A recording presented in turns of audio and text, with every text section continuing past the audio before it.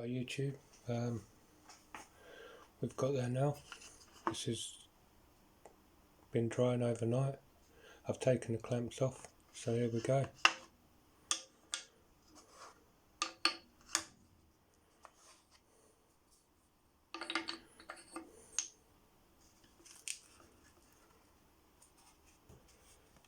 Here we have a leather mould. This is a piece of wood that I cut and then shaped for the Elite Force knife.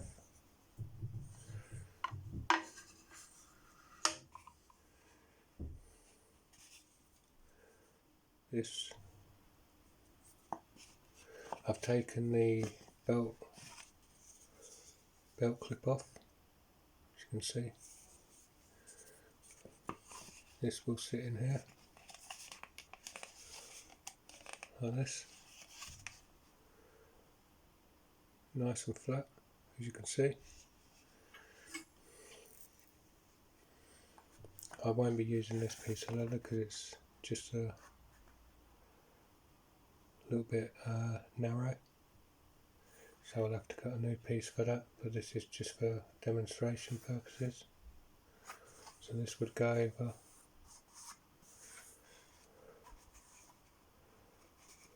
central that, maybe drop that down a bit. So that's like this,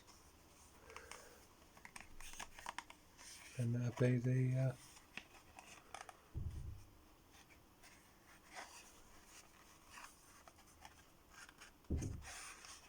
obviously it needs all straightening out and stuff like that, but that's what I would come up with.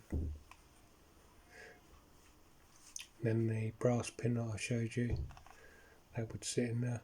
This would all be rounded off, obviously, rounded off. And then on this, the flap, what I might be doing is I've got this basket weave stamp. I may just stamp up this area on here.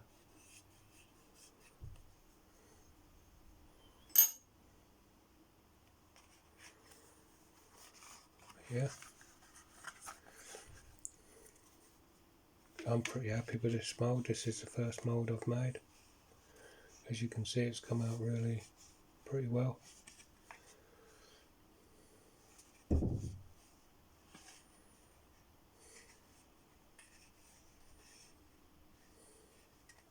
On because you've got the, see this is for breaking glass. What I'm going to have to do, because as this sits inside, it can go either way. As that sits in, there's that point sticking down there. So what I'm going to do is going to cut a piece of leather, as you can see. So I shall cut a piece of leather, I shall punch a hole in it, so that sits inside there. And then this piece of leather I shall cut to fit in there, and I will glue that piece of leather in there. So then when the knife is sitting in there, it's not going to, over the years, if you're running or doing anything, it's not going to start pushing out the bottom, which I think could be a good idea. As you can see, there's a little mark in there now. So yeah, with putting a raised bit of leather in there, it'll get that little mark, but it's got nowhere else to go. So that's what I've got to do on that. But I did, obviously it's not for this, I did say, here's this ferro rod now, all back. This is a snake weave, redone the snake weave again. But you know, you could have, obviously you would make it a bit higher.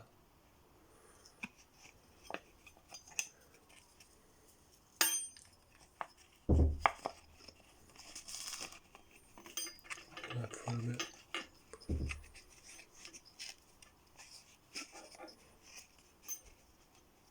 sitting there.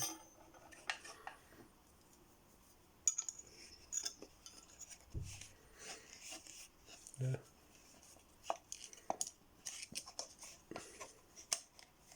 You would have that sort of like that.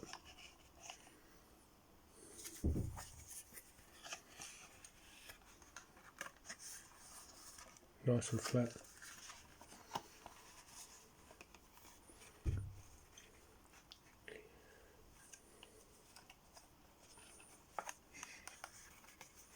Then you would have a cover for that, so you could have a fire still in a leather case. This would be a lot, obviously a lot longer sort of thing. And that's all your ferro rod all covered. But yeah, there's just so many things now that you can make when you do wet moulding. The Altor's tins. I mean, that's another one. That's with the basket weave done on there. That's the first time I've ever done basket weave.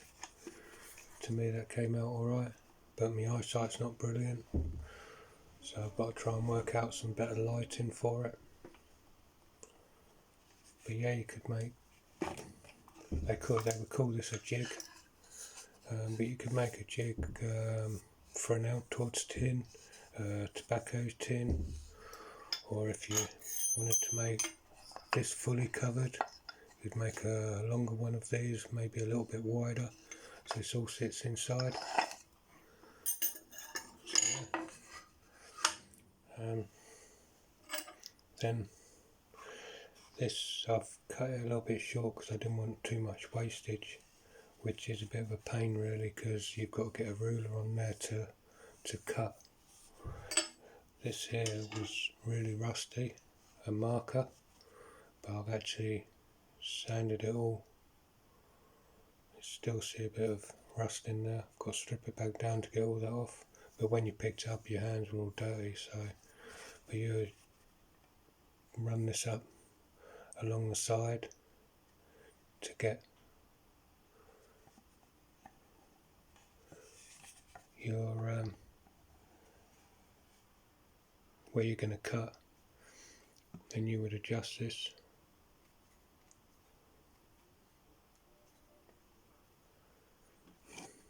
to then put in your stitch line. Should be a bit smaller. Yeah, so you would run this around and that will give you your stitch line. So yeah, I'm pretty pleased with that.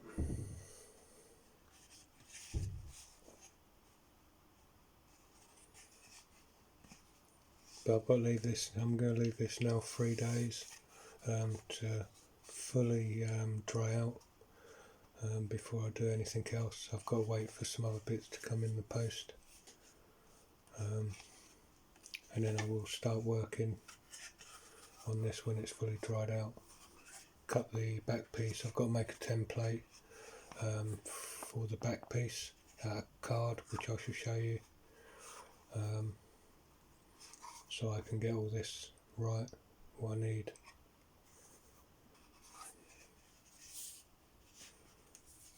And then, as I said, I'm going to put ferro rod on the side of this one. But yeah, okay then.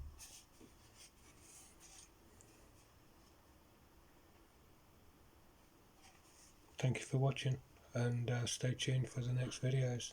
I will number this one as part 2 in the description, and there'll be part 3 and part 4 to this. So yeah, thank you very much for watching.